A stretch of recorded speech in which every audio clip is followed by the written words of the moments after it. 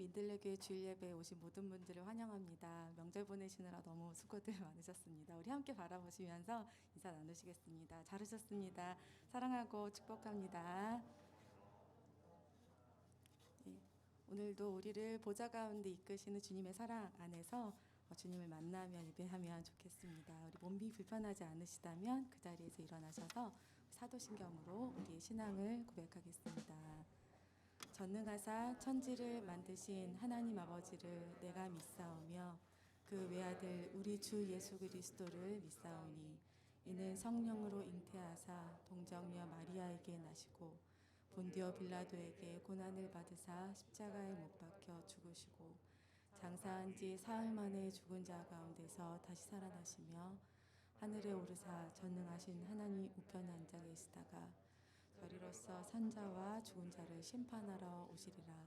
성령을 믿사오며 거룩한 공예와 성도가 서로 교통하는 것과 죄를 사하여 주시는 것과 몸이 다시 사는 것과 영원히 사는 것을 믿사옵나이다.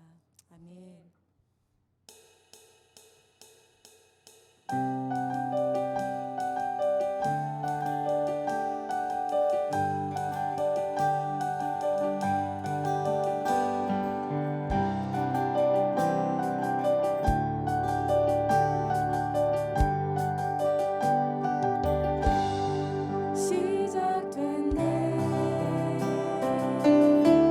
우리 주님의 능력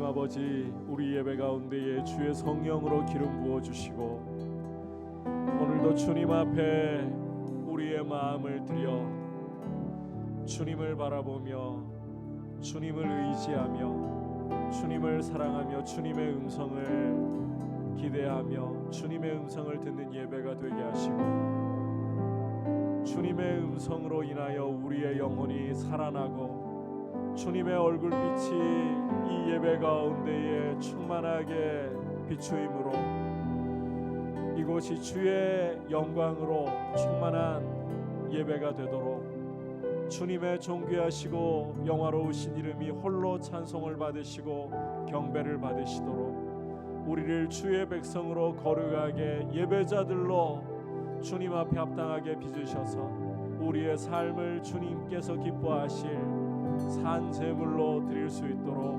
우리를 빚으시는 시간 되게 하여 주옵소서. 주님을 사모합니다. 주님을 의지합니다. 합심해서 기도하신 후에 박창영 집사님께서 대표로 기도하시겠습니다. 하나님 아버지 감사를 드립니다. 우리를 이 예배의 자리로 불러주시고 자비하신 주님 앞에 우리의 마음을 드려 예배할 수 있게 하심을 감사합니다. 하나님 아버지, 우리에게 무슨 자격이 있고 우리에게 무슨 내세울 것이 있겠습니까? 오직 주님의 흘리신 보혈이 우리를 죄에서 속량하였고 주님의 흘리신 보혈이 우리를 하나님 아버지와 화목케 하였고 주님의 흘리신 보혈이 우리를 자녀 삼아 아버지 앞에 두려움 없이 서게 하셨습니다. 아버지 하나님이 예배 가운데 주의 성령으로 기름 부어주시고 주께서 이곳에 충만하게 임재하셔서 주의 얼굴빛을 이곳에 비추시며 주의 거룩한 음성을 들을 수 있도록 말씀하여 주셔서 주님을 만나는 예배가 되게 하여 주시옵소서. 주님의 임재 가운데 드려지는 예배가 되게 하여 주옵소서. 주님의 형상으로 빚어지며 주님을 더욱 닮아가는 거룩한 예배자들이 되는 예배가 되게 하여 주시옵소서. 모든 존귀와 영광을 주님 앞에 드리오니 주님 홀로 높이 받아 주시옵소서.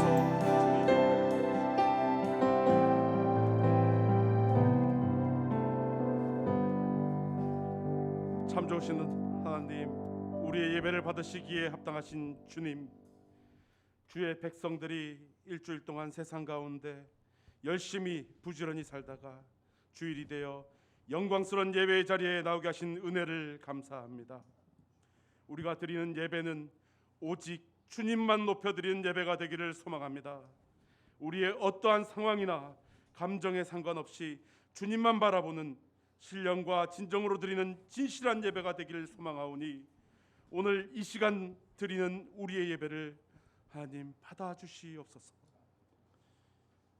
이 귀하고 복된 예배의 자리에 찬양하며 예배하는 것이 얼마나 귀하고 복된 것인지 알게 하심을 감사하오며 예배의 감격이 날마다 새로워지고 골수를 쪼개고도 남음이 있는 날섬검과 같은 주님의 말씀이 우리의 무뎌진 마음과 삶을 새롭게 변화시키셔서 하나님의 귀한 백성들이 서로를 격려하고 돕는 교회가 되게 하여 주시고 지금까지 살아온 것도 하나님의 은혜요 앞으로 살아갈 날도 주님의 은혜임을 고백합니다. 주님, 우리 교회와 성도들이 하나님 앞에서 교만하지 아니하고 하나님이 가증히 여기신 일들을 행하지 아니하기를 소망합니다.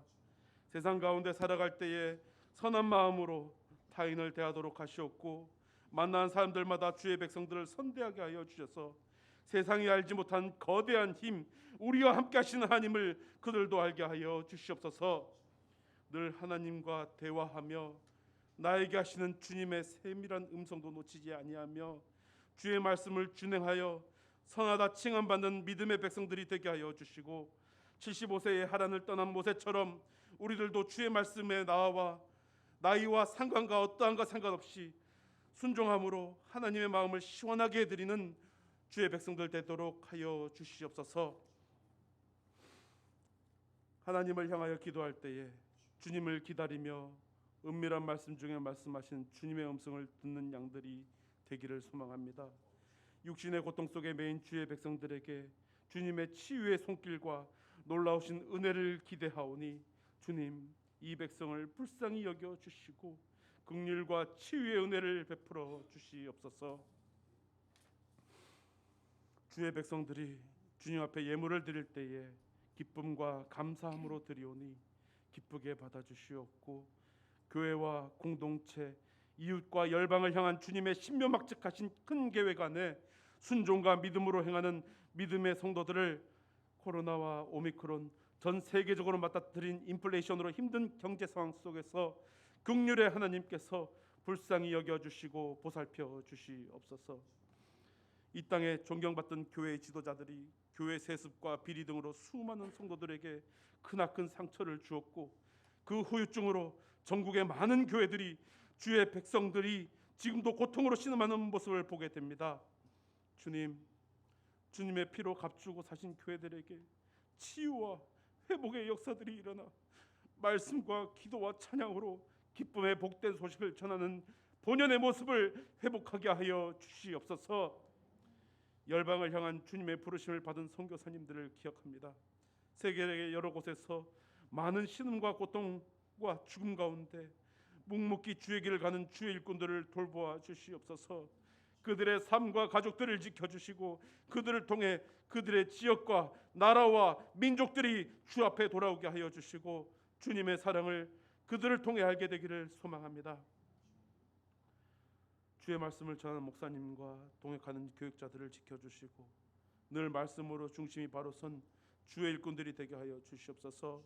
오늘 말씀 가운데 나에게 하시는 주의 음성을 듣는 복된 민들레 교회의 성도들 되게 하여 주시옵소서. 이 모든 말씀 예수님의 이름으로 기도합니다. 아멘.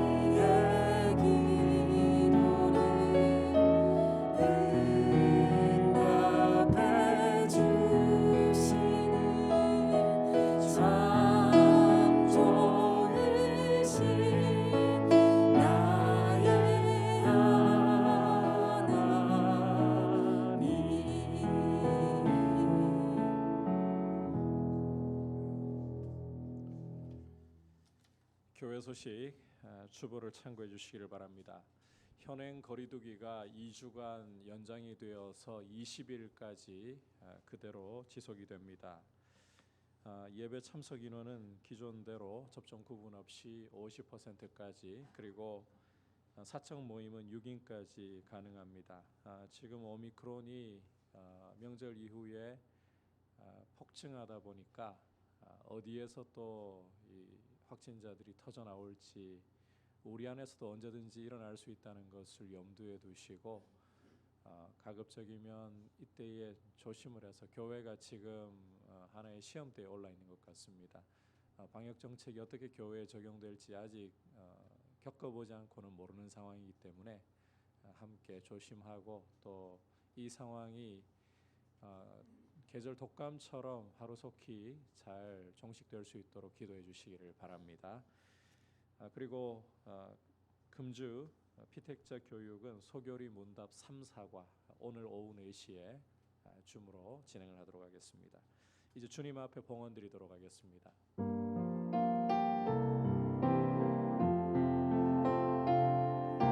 나의 생명을 드리니 주 영광 위하여 사용하옵소서. 내가 사는 날 동안에 주를 찬양하며 기쁨의 제물 되리. 나를 받아주소서.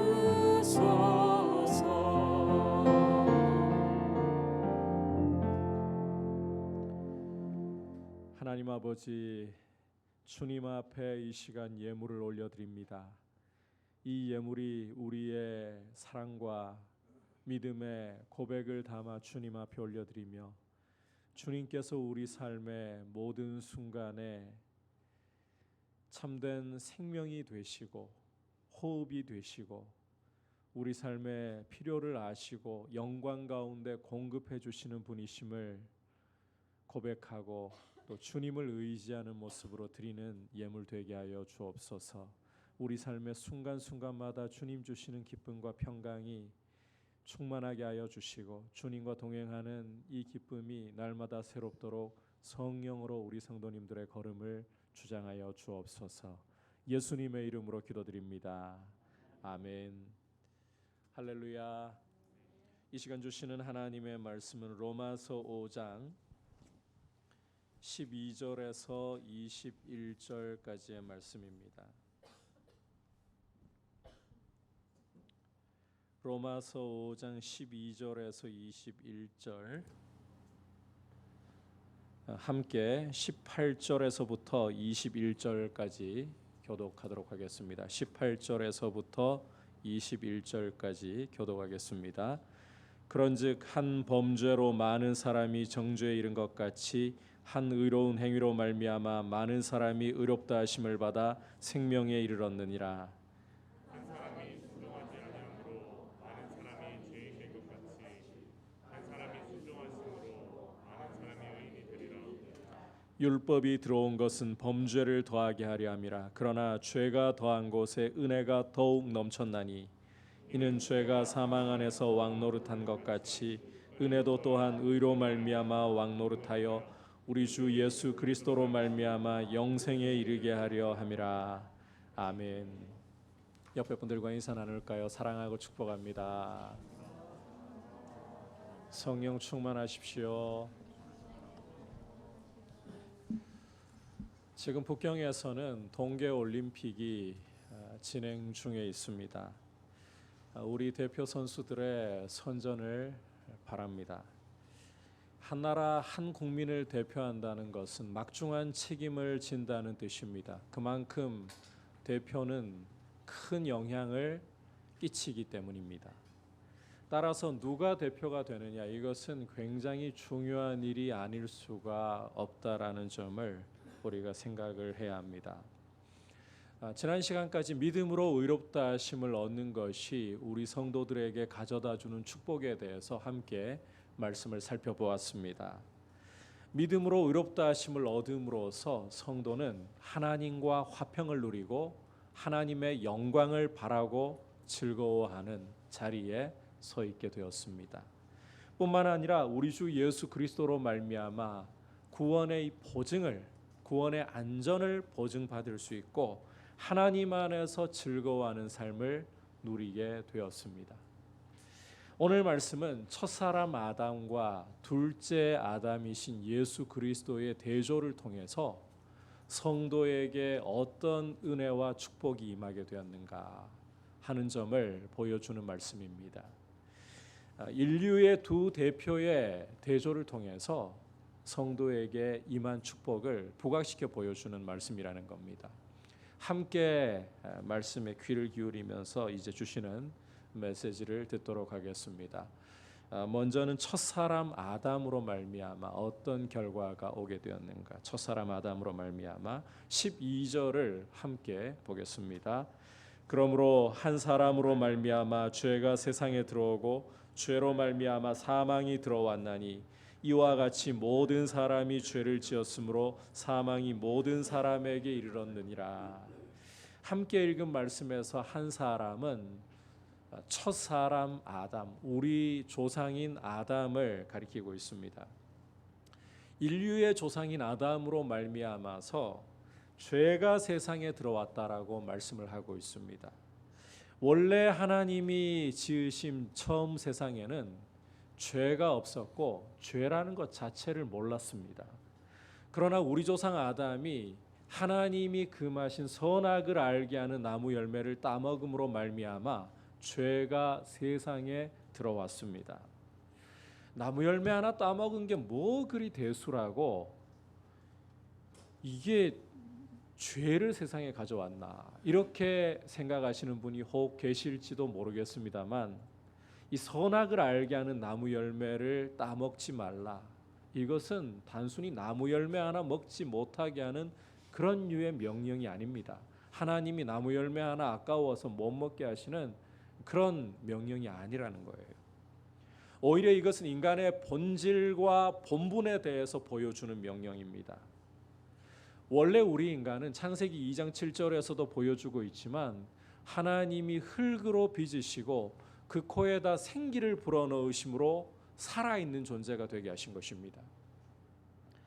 그 말인즉슨 인간은 하나님을 떠나서는 스스로 살아갈 수 없는 하나님께 절대적으로 의존되어 있는 존재라는 말이에요. 그리고 이걸 눈으로 보게 해주는 장치가 무엇인가? 바로 선악을 알게 하는 나무라는 것입니다. 하나님이 에덴 동산을 창설하시고는 그 지으신 사람을 에덴 동산에 이끌어 들이셔서는 처음 주신 명령이 다스리고 지키라는 명령이었습니다. 다스리고 지키라. 다스리고 지키려면 왕으로서의 역할을 하려면 고대에 다스리고 지키는 건 왕이 하는 일이잖아요. 이 왕으로서의 역할을 감당하려면 뭘 알아야 될 거 아닙니까? 솔로몬이 이스라엘 왕위에 오르고 난 후에 기브온 산당에서 1000번제를 하나님 앞에 드리면서 철저하게 자기를 부인하면서 하나님께 구했던 게 뭔가요? 나라를 다스리려고 하니까, 하나님 백성을 다스리려고 하니까 어떤 것보다도 중요하게 필요로 하는 게 선악을 아는 지혜였던 거예요. 이걸 가지고 아담에게 돌아와 본다면 에덴 동산을 하나님 나라로서 다스리려니까, 지키려고 하니까 아담에게 제일 절실한 것은 선악을 아는, 선악을 분별하는 지혜라는 겁니다. 그런데 하나님께서는 이 선악을 알게 하는 나무를 동산 한가운데다가 누구나 봐도 알 수 있는 자리에다가 두셨단 말이에요. 그런데 충격적인 것은 이 나무 열매를 따먹지 말라, 먹는 날에는 반드시 죽으리라. 도대체 이 명령의 의미가 뭐라는 겁니까? 왜 나무를 제일 눈에 잘 띄는 동산 한가운데다가 두시고는 먹지 말라고 하시느냐고요. 자, 여러분, 이 선악을 알게 하는 나무에 대한 명령은 인간이 어떤 존재인가를 보여주기 위함이라고 했었죠. 인간이 이 선악을 알게 하는 지혜가 에덴 동산을 하나님 나라로 다스리기 위해 절실하다고 했어요. 정말 필요로 한다고 했어요. 하지만 이것을 하나님이 금지하신 것은 인간 스스로 나무 열매를 따먹고 선악을 판단하는 독립적인 존재가 되어서는 안 된다는 겁니다. 이 나무 열매를 따먹으면 내가 선악을 알게 되고 알아서 내가 잘 다스릴 것 같은데 그게 아니라는 거예요. 인간은 하나님 없으면, 하나님 의지하지 않으면 그저 흙덩이에 불과한 존재이고 하나님 떠나서는 못 산다. 이걸 보여주는 게 선악을 알게 하는 나무이고 그 명령이라는 것입니다. 인간은 하나님께 절대적으로 의존되어 있는 존재로서 선악을 알게 하는 나무 열매를 따먹고 하나님 없이도 알아서 선악을 판단하는 존재 아니라는 거예요. 오히려 하나님께 절대적으로 의존해가지고 하나님이 선하다고 하시면 아멘, 선한 것입니다. 하나님이 악하다고 하시면 아멘, 악한 것입니다. 이렇게 철저히 하나님을 의존할 때 살아갈 수 있는 존재, 그게 인간의 본질이고 하나님을 의지하고 순종하는 것이 인간의 본분이라는 것입니다. 그걸 눈으로 보게 해주는 장치가 바로 선악을 알게 하는 나무라는 거예요. 하지만 아담은 저 옛뱀 마귀의 유혹을 받아서 이 금단의 열매를 따먹고 말았습니다. 다시 말해 내가 이 선악을 알게 하는 나무 열매를 따먹고 내가 스스로 하나님 의지하지 않고도 선과 악을 판단하고 하나님 필요 없는 존재로 살겠습니다. 이 독립선언을 해버렸다는 거예요.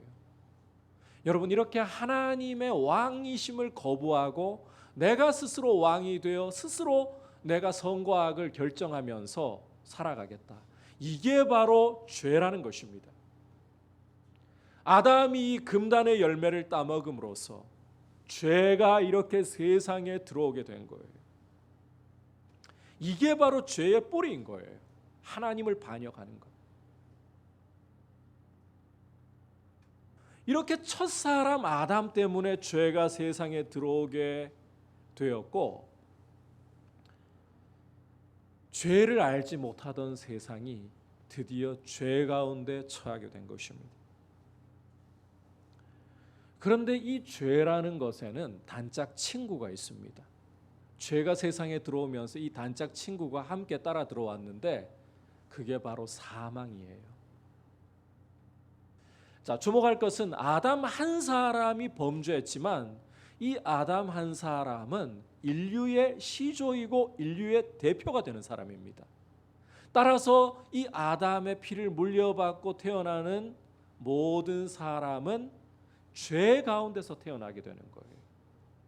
아담의 행동의 결과를 고스란히 가진 채 태어나는 거예요.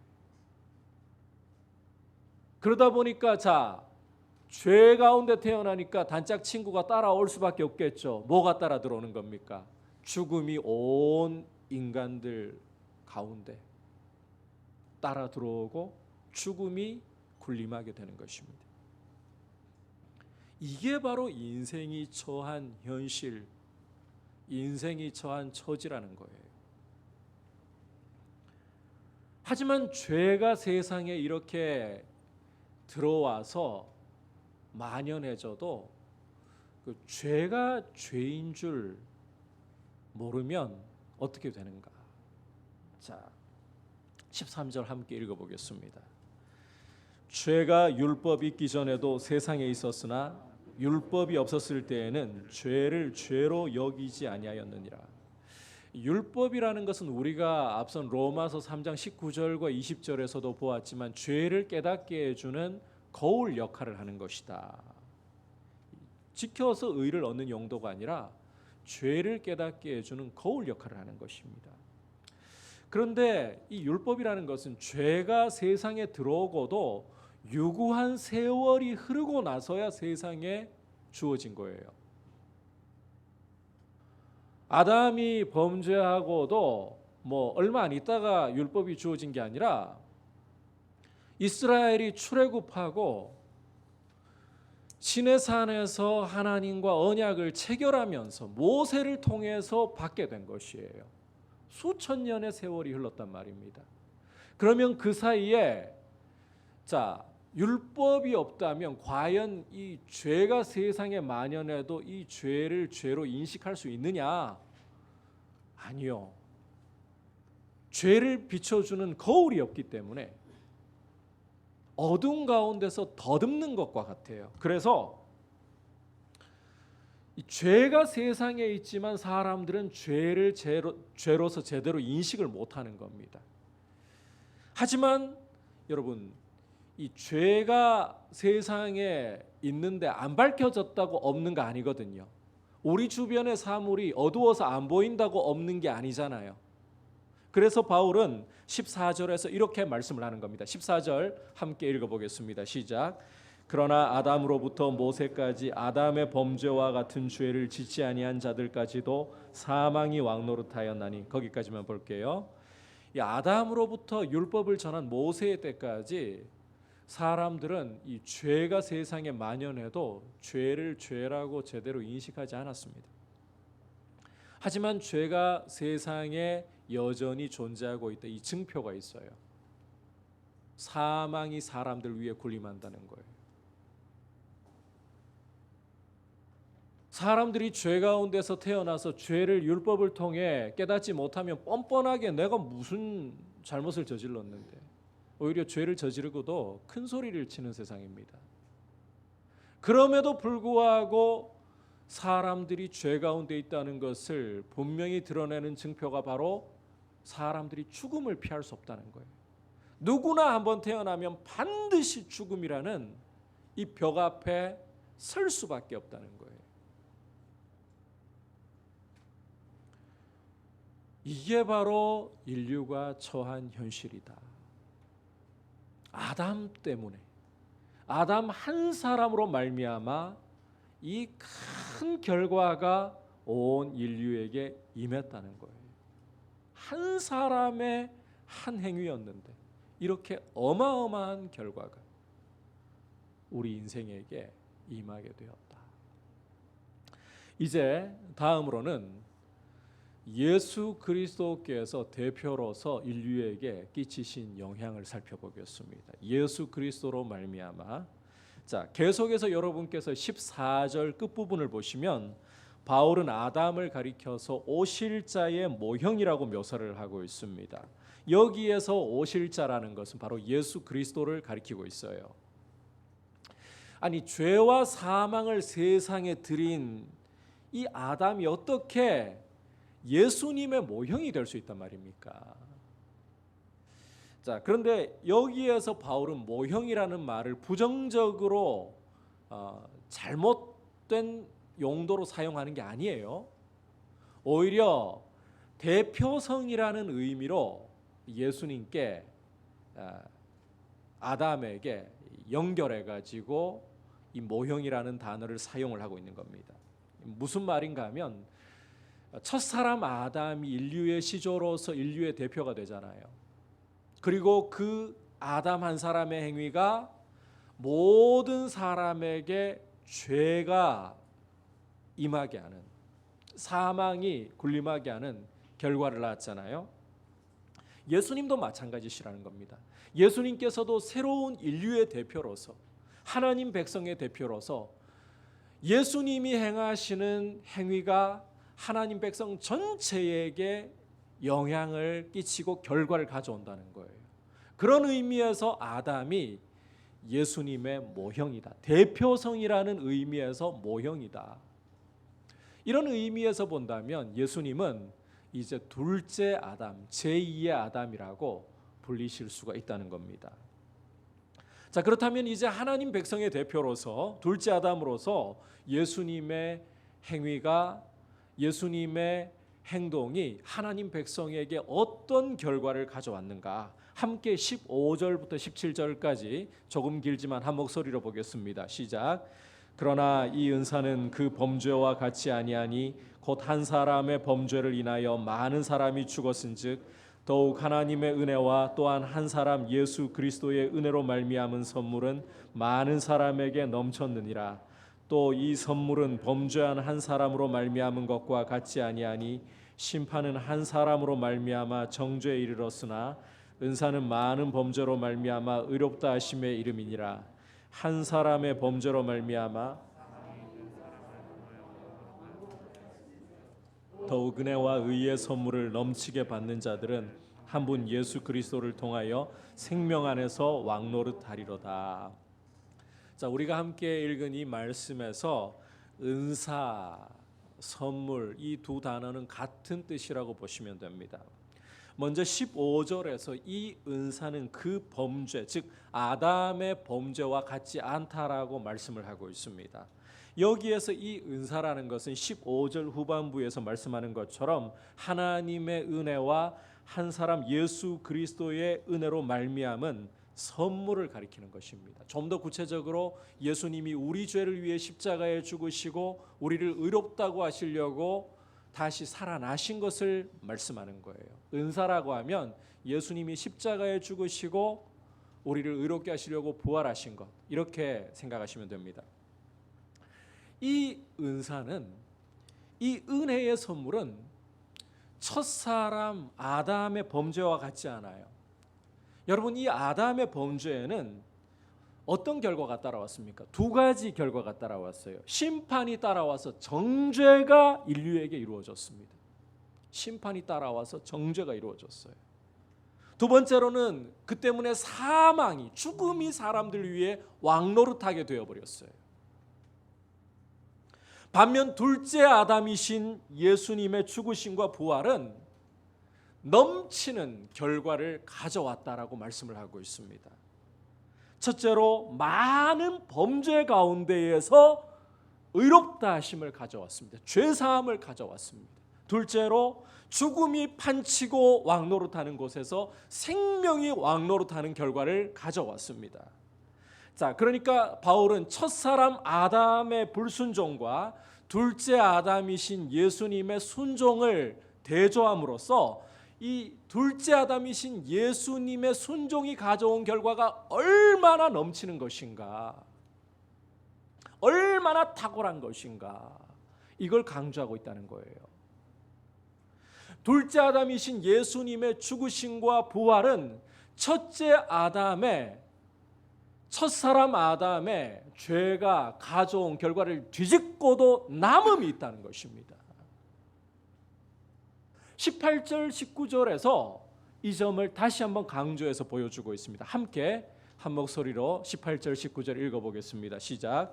그런즉 한 범죄로 많은 사람이 정죄에 이른 것 같이 한 의로운 행위로 말미암아 많은 사람이 의롭다 하심을 받아 생명에 이르렀느니라. 한 사람이 순종하지 아니함으로 많은 사람이 죄인 된 것 같이 한 사람이 순종하심으로 많은 사람이 의인이 되리라. 자, 예수님의 이 순종하심이 얼마나 탁월한가. 아담은 불순종을 해서 죄가 들어왔고 죽음이 사람 위에 군림하게 되었죠. 그런데 예수님의 순종하심은, 십자가에 죽으시고 부활하신 이 아버지의 뜻을 따르신 순종하심은 죄 가운데에서 의로움을 가져와 버리는 거예요. 죄인이었던 사람들을 의인으로 바꾸어 버리는 것입니다. 그리고 죽음이 왕노릇하던 곳에서 생명이 왕노릇하게 판을 뒤집어 버리는 거예요. 여러분, 깨끗한 것에 오염시키는 것 어려운 일 아닙니다. 여러분께서 아주 맑은 물을 오염시키려고 하시면 색깔 있는 잉크 한 방울만 떨어뜨려 버려도 충분히 그 오염되는 것을 잘 보실 수 있을 겁니다. 그런데 완전히 오염되어서 깨끗한 것이라고는 전혀 없는 것을 판을 뒤집는다는 것은, 이것은 그보다 훨씬 큰 에너지와 힘이 들어간다는 걸 충분히 잘 아실 겁니다. 아담은 하나님이 선하게 창조하신 죄가 없는 세상을 죄악으로 오염시켜 버렸어요.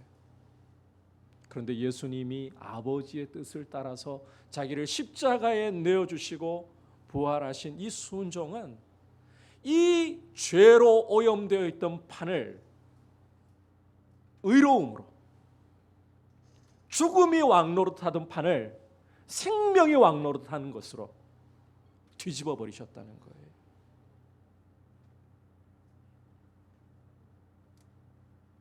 죄가 판을 치고 심판의 두려움이 사람들을 사로잡고 있던 곳에 의로움과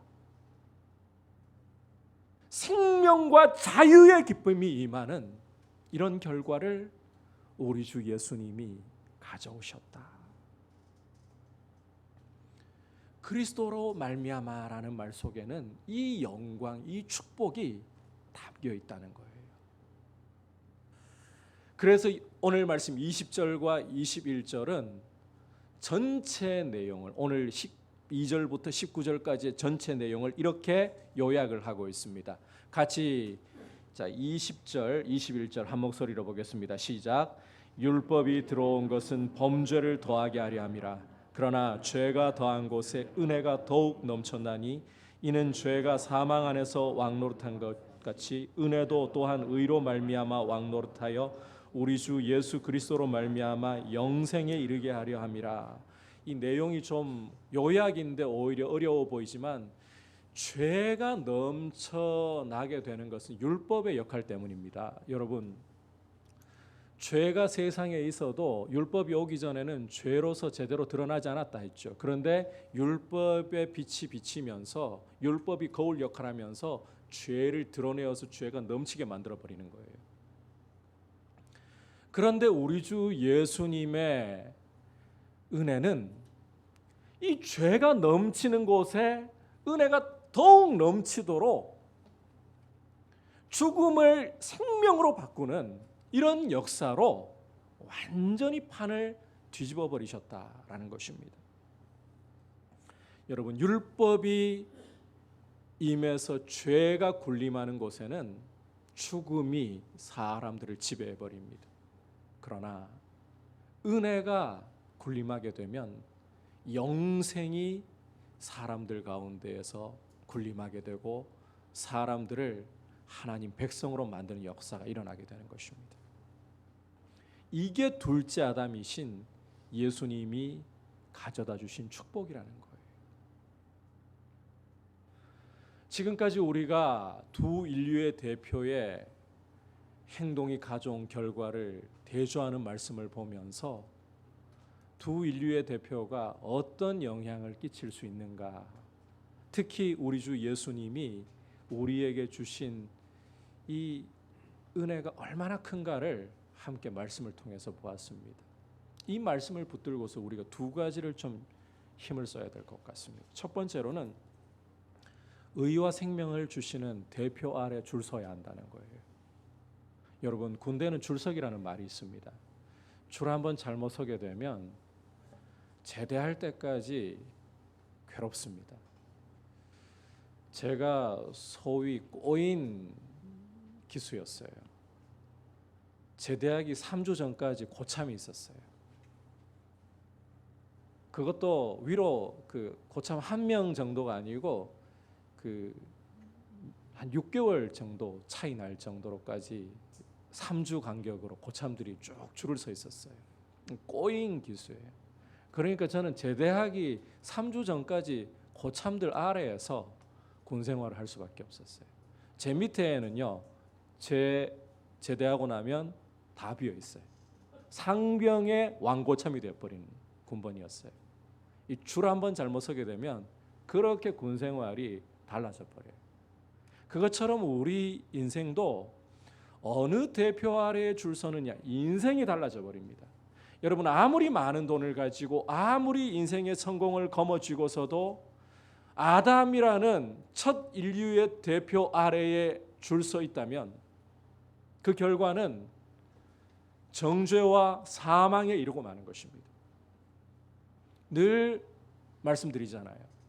아무리 돈이 많고 아무리 남들보다 머리가 똑똑하고 아무리 힘이 있어도 돈 많은 죄인이고 똑똑한 죄인이고 성공한 죄인일 뿐이라고. 우리는 세상의 이 화려함과 찬란함에 현혹되어서는 안 됩니다. 그래봐야 하나님의 심판대 앞에 설 때에 그 껍데기는 다 사라지는 것들이고, 오직 하나님께서 보시는 것은 의로우냐. 아담 아래 줄 서서는 답이 없다는 거예요. 둘째 아담이신, 우리를 위해 십자가에 생명을 주시고 부활하신 예수 그리스도께 줄을 서야 된다는 거예요. 예수 그리스도께 줄을 서는 것은 복잡하지 않습니다. 내가 죄인임을 인정하고 죄에서 돌이켜 예수 그리스도를 믿기만 하면 주님께 줄을 서게 되는 것이고, 죄 가운데서 의롭다함을 주시고 죽음 가운데서 영생의 복을 주시는 줄 믿습니다. 그래서 이 가운데 아직까지 예수님께 줄 서지 않은 분이 행여 계시더라도 자격이 필요한 게 아닙니다. 조건이 필요한 게 아닙니다. 내가 죄 가운데 있었다는 사실을 알고 내가 생명의 주인이신 예수 그리스도께 줄 서기를 원합니다. 나를 영접하옵소서. 그럴 때에 주님 아래 줄을 서게 되고 영생의 복을 누리는 줄 믿습니다. 두 번째로, 한 번이라는 것을 여러분 소중하게 여기시기를 바랍니다. 오늘 말씀 속에서 한 사람이라는 단어가 계속 반복되고 있는 것을 여러분께서 발견하실 수가 있어요. 12절부터 19절까지 해서 세보시면 자그마치 10번이나 한 사람이라는 표현이 반복되고 있습니다. 그와 더불어 한 순종, 한 범죄라는 표현도 반복되고 있습니다. 여러분, 이 한 번이라는 것이 별거 아닌 것 같지만 고작 한 번, 우리는 이렇게 말할 때가 많지만 이 한 번이 우리 인생에 얼마나 큰 영향을 끼치고 결과를 가져올 수 있는가, 이걸 우리는 생각할 줄 알아야 합니다. 아담 한 사람의 한 번의 불순종이 온 인류에게 죄와 사망을 가져왔다는 것을 우리는 잊어버려서는 안 됩니다. 한 번이 그렇게 중요한 것이구나. 여러분, 이 한 번 하나라는 것은 고작이라고 말할 숫자가 아닙니다. 작은 한 방울의 물이 모이면 거대한 폭포를 이루게 됩니다. 그 작은 한 방울의 물이 모이고 또 모이면 큰 바다를, 대양을 이루게 되는 거예요. 마찬가지로 우리의 한 번의 행동이 모이면 우리의 습관이 만들어집니다. 습관이 반복되면 우리의 인격이 형성이 됩니다. 그것이 우리 인생에게 결과를 가져오게 되는 거예요. 우리가 어떠한 말과 행동을 할 것인가? 이번 한 번인데 뭘? 작아 보입니다. 하지만 그 한 번이 쌓여서 우리의 습관이 되어버린다라는 것을 기억을 하고, 지나간 것을 돌아보지 마십시오. 지나간 것은 십자가에 주님 앞에 내어드리고 내일도 염려하지 마십시오. 내일은 주님께서 우리에게 허락하실 때 우리가 누리는 것입니다. 지금이라는 때에 한 번의 행동, 한 번의 말 어떻게 할 것인가, 여기에 집중을 하십시오. 우리의 한 번의 행위가 반복이 되어서 거룩한 습관이 이루어지도록 우리 주 예수 그리스도라는 대표를 따라서 순종을 드리려고 결단하고, 우리의 한 번의 말과 한 번의 행동을 좋은 말을 하고 감사의 말을 하고 축복의 말을 하고, 우리의 행동이 주님 앞에서 선한 것을 사모하는 행동으로 드려질 수 있기를 축복합니다. 주님이 우리를 통해 이제는 생명을 흘려보내기를 원하고 계십니다. 어떤 사람이 생명이 흘러가는 통로가 될까요? 한 번을 가치 없다라고 내던지는 사람을 통해서 일하실 수가 없어요. 하지만 한 번이라도, 이 한 번이라도 나의 예수님을 따르는 이 말과 행동을 통해 주님이 일하시기를 원합니다. 이런 사람을 통해 주님은 당신의 생명이 흘러가는 통로로서 사용하시기를 원하시고 아름다운 일을 이루어 나가시는 겁니다. 한 번을 소중하게 여기고 첫사람 아담의 길에서 우리는 예수 안에서 떠나 있습니다. 이제는 둘째 아담이신 예수님의 길에 서 있습니다. 생명의 통로가 될 수 있기를 주님의 이름으로 축복합니다. 인류의 두 대표가 우리 인생에게 가져온 결과를 대조하면서 주시는 메시지를 보았습니다. 첫사람 아담의 범죄함으로 모든 사람이 죄 가운데서 태어나 사망에 이르게 되었습니다. 하지만 둘째 아담이신 예수님의 순종으로 예수님을 믿는 모든 성도는 죄 가운데서 의롭다 하심을 얻고 사망이 왕노릇하던 곳에서 영생의 복을 누리게 되었습니다. 그러므로 예수님께 줄을 서 있고 한 번 하나의 말과 행동을 소중하게 주님 앞에 올려드릴 수 있기를 축복합니다. 이제 같이 말씀을 생각하면서 찬송가 288장 고백드리겠습니다.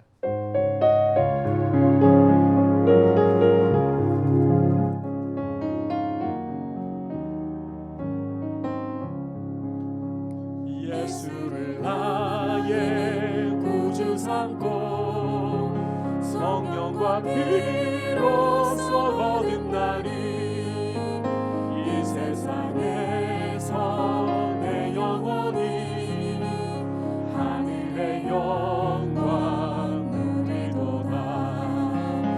이것이 나의 간증이요 이것이 나의 찬송일세 나 사는 동안 끊임없이 구주를 찬송하리로다. 온전히 주께 맡긴 내 영 사랑의 음성 듣는 중에 천사들 왕래하는 것과 하늘의 영광 보리로다. 이것이 나의 간증이요 이것이 나의 찬송일세 나 사는 동안 끊임없이 구주를 찬송하리로다. 주 안에 기쁨 누림으로 마음의 풍랑이 잔잔하니 세상과 나를 간 곳 없고 구속한 주만 보이도다. 이것이 나의 간증이요 이것이 나의 찬송일세 나 사는 동안 끊임없이 구주를 찬송하리로다. 함께 말씀을 생각하면서 첫사람 아담 아래에서는 우리는 죄 가운데에서 죽음이 왕노릇하는 비참한 인생을 살아갈 수밖에 없었고 이 생이 마치 전부인 것 마냥 장차 썩어질 것들을 붙잡기 위해 몸부림치는 인생을 살았습니다. 그러나 둘째 아담이신 예수 그리스도의 십자가에 죽으시고 부활하심이라는 이 순종으로 말미암아 죽음 가운데서 의롭다 하심을 얻었고 생명 안에서 왕노릇하는 이 결과를 우리가 얻게 되었으므로 이제는 이 예수 그리스도 안에서 주님을 따라서 한 번의 말과 한 번의 행동을 순종의 제사로 드림으로써 주님의 생명의 통로로 쓰임받는 복되고 귀한 삶으로 주님 앞에 드려지기를 원합니다. 나에게 죄 가운데서 의로움을 가져다 주시고 죽음 가운데서 생명을 가져다 주신 주 예수 그리스도를 바라보며 그 은혜에 감사하며 나도 주님의 생명의 통로 되도록 나를 빚어 주시옵소서. 같이 합심해서 기도하겠습니다. 하나님 아버지 감사를 드립니다. 오늘 말씀을 통해서 첫사람 아담이 우리의 대표로서 우리에게 가져온 비참한 결과가 무엇인지 그리고 둘째 아담이신 하나님 백성의 대표이신 예수 그리스도께서 십자가에 죽으시고 부활하시는 이 순종으로 우리에게 가져오신 결과가 무엇인지를 함께 말씀을 통해서 보았습니다. 하나님 아버지 죄 가운데에 그리스도의 순종으로 말미암아 의로움이 임하였고 죽음이 왕노릇하는 가운데에 생명이 왕노릇하는 역사가 임하였습니다. 주님 이제 이 은혜를 믿음으로 누리게 되었사오니 이제는 그리스도 안에서 한 번의 말과 한 번의 행동을 순종의 행동으로 순종의 말로 주님 앞에 드림으로써 주님이 생명의 통로로 삼으시는 귀한 삶을 살아가게 하여 주시옵소서. 주님이 복되게 여기시는 삶을 살아갈 수 있도록 주님 앞에 삶을 귀하게 드리게 하여 주시옵소서. 온전히 주께 맡긴 내 영 사랑의 음성을 듣는 중에 천사들 왕래하는 것과 하늘의 영광 보리로다. 이것이 나의 간증이요 이것이 나의 찬송일세 나 사는 동안 끊임없이 구주를 찬송하리. 자리에서 일어나서 주 안에 기쁨 누림으로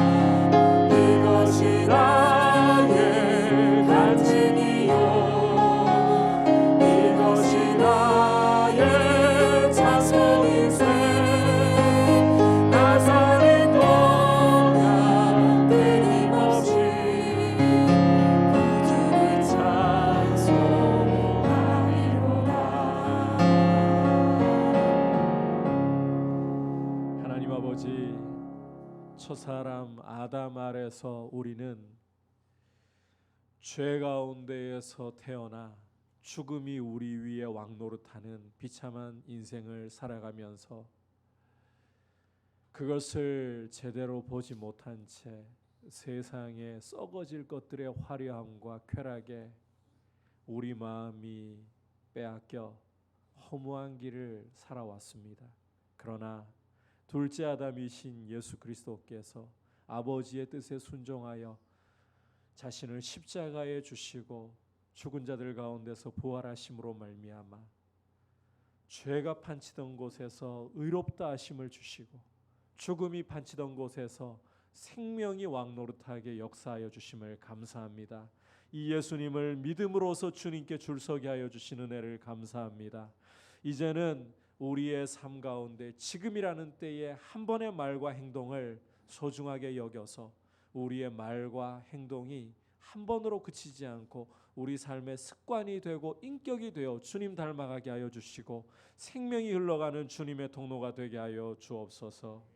우리 주 예수 그리스도의 크신 은혜와 하나님 아버지의 지극하신 사랑과 성령 하나님의 감화 감동 충만하게 하시는 은혜의 역사가 그리스도 안에서 의와 생명이 왕노릇하는 이 역사를 경험하며 그 통로가 되기를 원하는 모든 주의 백성들 위해 열방을 섬기시는 선교사님들 위해 이제부터 영원토록 함께 계시기를 간절히 축원하옵나이다.